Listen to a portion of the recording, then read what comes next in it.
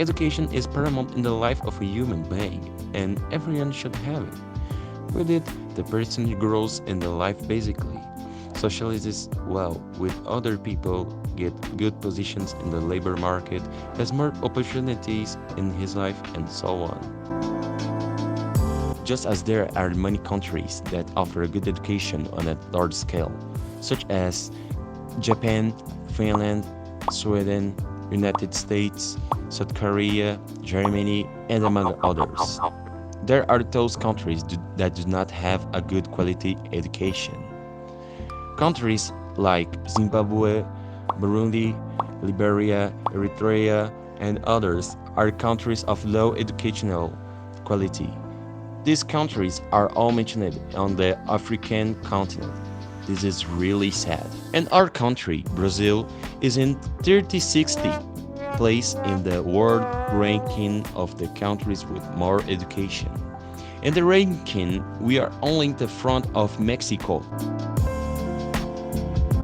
Aliás, já que falamos do Brasil, vamos nos aprofundar mais sobre a educação do nosso país. A nossa qualidade de educação não é uma das melhores, como já foi falado anteriormente. Com a baixa educação, a desmotivação aumenta, colaborando com o crescimento de crimes e o nível de pessoas qualificadas baixo, tendo que ser necessário às vezes a vinda de estrangeiros para preencher essas vagas que não há pessoas qualificadas em nosso país. Não existe uma solução ideal para isso. Porém, não podemos ficar parados, devemos sempre se manifestar para exigirmos uma qualidade do ensino melhor. Para ilustrar e falar de uma forma mais didática e dinâmica o que falamos até agora, separamos alguns vídeos sobre o assunto, vídeos interessantes e que conscientizam. Apreciem!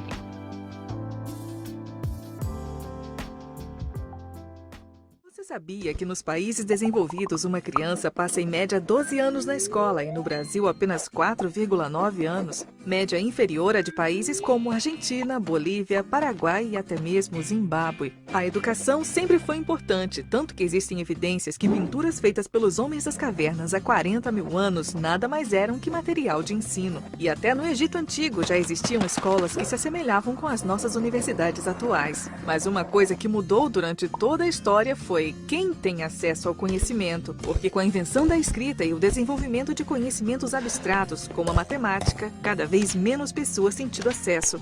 Mas recentemente o mundo ficou tão complexo que não se chega a lugar nenhum na sociedade sem ao menos uma educação básica. E como consequência surgiram conceitos como o direito à educação, seguido pelas escolas públicas, bolsas estudantis, fundos educacionais e etc.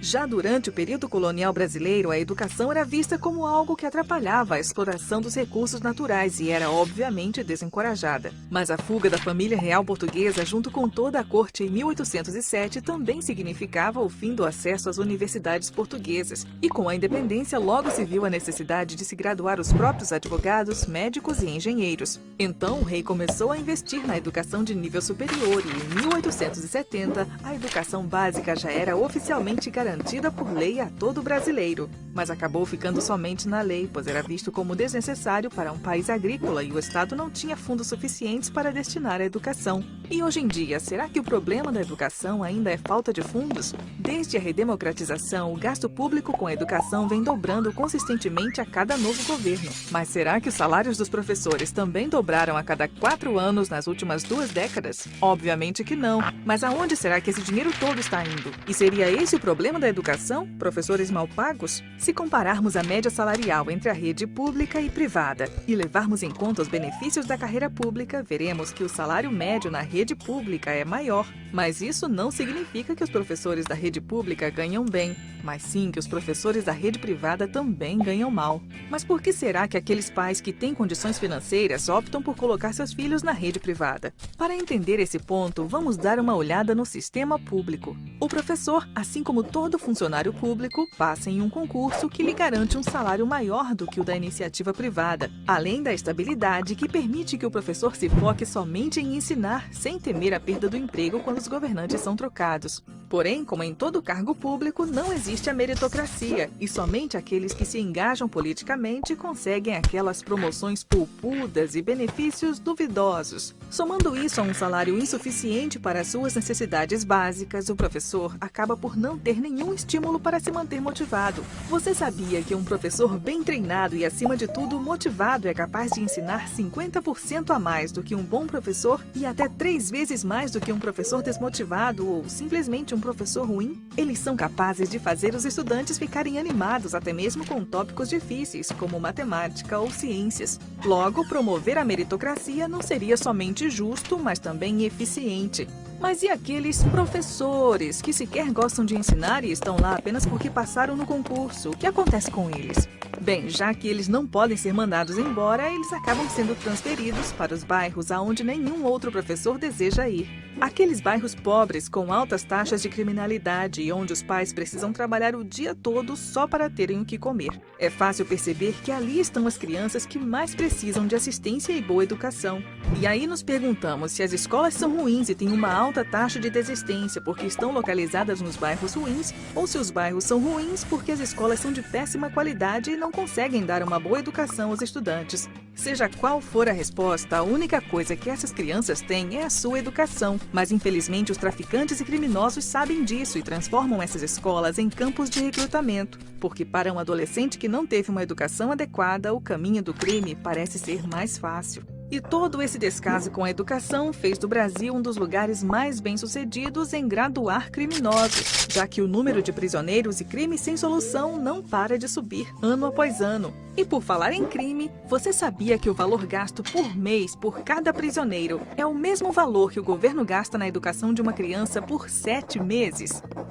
E isso sem considerar os custos de segurança pública e a perda de um potencial membro produtivo da sociedade. Existem hoje no Brasil 500 mil de pessoas presas e mais de 26 mil trabalhadores estrangeiros chegam ano após ano para preencherem vagas para as quais não existem brasileiros qualificados.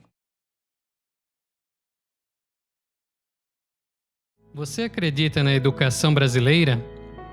O Brasil nunca foi referência na educação, isso já sabemos. Mas por quê? Não é por acaso que estamos entre os piores. Os investimentos na educação são os mínimos possíveis. Um presidiário custa 3 vezes mais que um aluno. E pior, diante desta crise que o Brasil passa, a educação é um dos principais alvos de cortes no orçamento. Essa notícia chegou até a chamar a atenção da ONU, que não concorda com tal corte. Infelizmente, não há nada tão ruim que não possa piorar. Isso porque o lema do governo federal é Pátria Educadora.